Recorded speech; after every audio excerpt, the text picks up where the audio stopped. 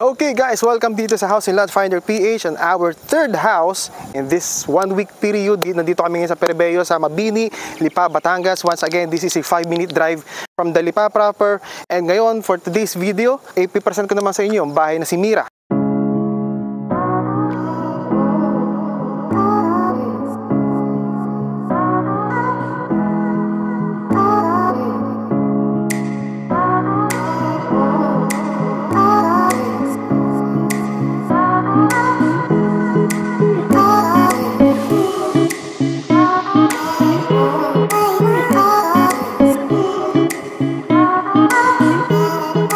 Si Mira is merong malaking lot area which is 139 square meter lot. Meron siyang 156 naman na floor area. That was quite big area for this house. So, tingnan natin kung ano may offer pa ni Mira. Tara. Okay, dito muna tayo sa kanyang garage. Dito sa kanyang garage, kasya dito ang, para sa akin tatlong sedan, dalawang SUV. Kung dalawang SUV kasya dito at kung tatlong sedan, pwede. Alright, so ganun siya kalaki. So dito muna tayo within 360 sa labas. Yan. So meron tayo dito cemented planks and napaka ganda ng ambient dito sa part ng bahay na to. We've got 2 meters na pwede natin lagyan ng mga halaman or just to makalibo tayo sa buong bahay. Yan. So meron tayong mga space 360. So meron tayong utility area dito o service area na pwede nating nakalagay na talaga dito, which is napakaganda ng quality. Pwede mo siyang extend dito, lagyan mo dito ng bubong. Giliran ng bahay. Ayan. So suggestion guys, pwede nyo itong lagyan dito ng inverter na split type aircon. So we've got a lot of space dito pa lang sa labas ng bahay na pwede natin magamit. Actually, pwedeng isinasuggest ko dito yung inflatable pool or talagang pool. Kung from there hanggang dito, pwede siyang pool.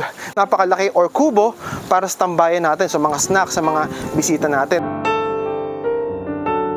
So, dito pa lang sa door natin or sa mga fixtures, mapapasin nyo talaga na binigyan ng into detail yung bawat fixtures ng bahay na to. Naka-smart lock pa siya. Tara guys, samahan nyo ako. Ayan. Ayan. So wow, sobrang laki. Ito yung sinasabi ko sa inyo kanina na access doon sa labas. Basically open siya. Pero lahat ng pinto natin dito, lahat ng ating bintana, meron siyang screen para sa mga insects, mga unwanted insects sa bahay natin. So pwede mo siyang buksan. Ayan, access mo doon. Ayun, ang lakas, diba? Lakas ng hangin. No? Nasa Lipa tayo ngayon guys. Ito ang third highest city sa Luzon. So dito naman ang ating suggestion ng ating dining area, which will accommodate ng siguro 6 person. Is napakabaluwag pa siya kasi yung ating living area na nandun, papasin natin, is napaka-spacious. So you can just adjust on your own perspective, on your own liking, kung ano yung allocation ng bawat space ng ground floor. Okay? So, ayan, napakalaki niya. So guys, once again, may mention ko sa inyo, this is a model unit, kaya hindi kasama itong mga ganitong design. Let's say, itong wall na ito, or itong TV, syempre hindi nakasama. Yan. So, ito lahat is pinturado na. Meron na siyang tiles na parang wood ang dating niya, pero tiles po siya, ceramic tiles po siya. Yan. Dito naman tayo sa ating kitchen. Ay, oo, yan. So, this is your kitchen. Sa mga mahilig magluto, this is a included na sa ating turnover unit, yung ganitong style. Yan. At hindi, tingnan nyo ito guys. Yan. High quality, di ba? Sobra. O yan. So ito yung ating inclusion dito. Ito, at ito. Syempre hindi na nakasama yung mga ating mga rain shoot natin. And ito, hindi nito kasama. Basta magbigyan lang kayo ng suggestion kung saan nyo pwedeng ilagay yung inyong ref, yung inyong pantry, in this particular space. Okay? So, dito tayo sa ating first toilet and bath. Ayan. Guys, ang height ko is 5'9". So, basically, 6 feet ito, yung taas nito. Alright?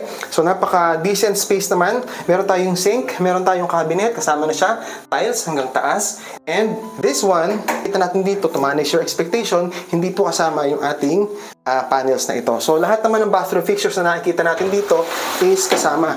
So, hindi siya ganun kalakihan, but it serves the purpose, you know.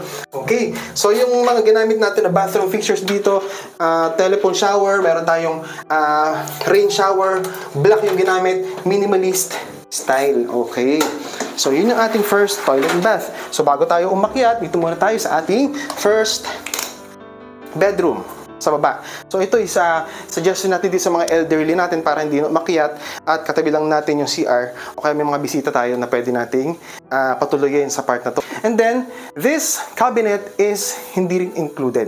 Okay? So, idea lang siya. So, pwede natin lagyan dito ng cabinet sa taas. Tapos, so you know, sa mga nag-work from home, it was a good space. So, bago ako umakyat, guys, please subscribe in this, please like this video, and if nagustuhan nyo, okay, subscribe na rin kayo pa. So, guys, ano lang to, mention ko lang na yung ginamit dito is hindi lang siya design na wood. Talaga pong wood siya. So, solid wood siya, oak wood, and then ang base po niya is cement. Okay, so napaka-quality. Mapapansin natin sa bahayan kung into the details, into the mini details, kung talagang pinagtuunan ng pansin yung bawat space ng bahay. So, makikita natin dito, pure wood, metal railings. Tara. Okay, we are here on our landing area and the winding area. At syempre, kailangan yung ating big window na ayan. Ayan, na nabubuksan yung baba with screen din. Meron din siyang screen. Ayan, pero nabubuksan siya to access, para magkameron ng access air at saka daylight. So, pwede din na kayo magbukas talaga ng aircon dito at saka ng ilaw kapag araw. Okay, pag-akit natin yung second floor, ang ating dito is vinyl tiles. And then, pag-akit natin mamaya tayo papasok sa ating master's bedroom. Hindi kasama yung ating design sa wall na ito at saka yung mirror. So, just painted walls ang kasama dito. Dito muna tayo sa common toilet and bath. Ayan. Dito sa common toilet and bath, meron tayong parang sauna dating zen. Napaka-zen ng tiles na ginamit dito. Napakaganda. So, bathroom fixtures, same din ng kanina na nakita natin. Ayan. So, ito yung ating rain shower and teleport shower, same din. Meron tayong lagyan ng soap, merong nabubuksan na window, screen window din, lahat ng mga switch pati na ginamit dito, o kaya mga bathroom fixtures is nagko-comply doon sa kulay na ginamit dito para maging mas aesthetic yung design ng bahay. This is the second bedroom with the big windows. Yan. Yan. Diba? Whew! Napaka maaliwalas dito sa Perivale pa. Ayan. Okay. This is the second bedroom. Napakalaki. Natin. Tara. Mention ko lang ulit, guys, lahat ng makikita nyo na cabinet hindi siya kasama. This was for idea lang. So, dito tayo ngayon sa second bedroom. So, basically, magkapareho lang sila ng size, pero kung mapapansin natin, guys, lagi siyang may abang na ng aircon. Lahat ng kwarto may abang na ng aircon siya for a window type aircon. So, basic, kung ayaw mo naman gamitin, okay lang, pwede ka mag-split type aircon. Ayan. So, malalaki yung bintana niya, lahat may screen. Okay? So, kahit buksan natin, makakapasok ang hangin, pero hindi makakapasok yung mga insects. Okay. Dito naman tayo sa last bedroom, the master's bedroom. Yan. Let's go, guys. Woo! This is the biggest bedroom in this house, the master's bedroom. May abang din siya ng aircon. Okay? At meron din siyang halos 360, meron siyang access ng air, ng light. So, alam mo sa Lipa, ito yung pinakamalamig dito sa city, dito sa Batangas. Mapapansin nyo, guys, lahat dito ay napaka-scenic ng view. Right? Lamig. Yan. Okay. Diba? So, napakaganda. Big screen, queen size bed, king size bed, kasyang-kasya. Meron ka pang space sa magkabila to walk around this space. And ito yung ating tinatawag na walk-in closet. Okay. So, para ilagay yung ating mga damit, yung ating mga valuables. So, this will be included also in your turnover unit. Okay. So, dito naman yung ating ensuite, toilet and bath. Tara. Meron tong dalawang sink, meron tong dalawang faucet dito sa atin. So, hindi naman kasama yung ating glass na ito at hindi kasama yung mga design. Pero ganoon na talaga yung ilaw niya. Naka-cob light na siya with this big, actually, mas malaki siya kumpara doon sa mga typical na window ng isang CR, ng toilet and bath. So, meron din tayo dito, nandito yung ating toilet. Meron siyang bidet, which is black din. Okay, napaka-uniform. Uniform, ang ganda. And dito yung ating, hindi ito kasama guys ha, yung ating glass panel. Yan. But, pag nakita nyo, magkakaroon kayo ng idea na, pwede siyang gawin ganun. Alright. So, yun, same bathroom fixtures, ang tiles hanggang dito, hanggang sa taas. Alright? Ayan. Thank you. So, malapit na tayong matapos. Dito na tayo sa ating paboritong lugar.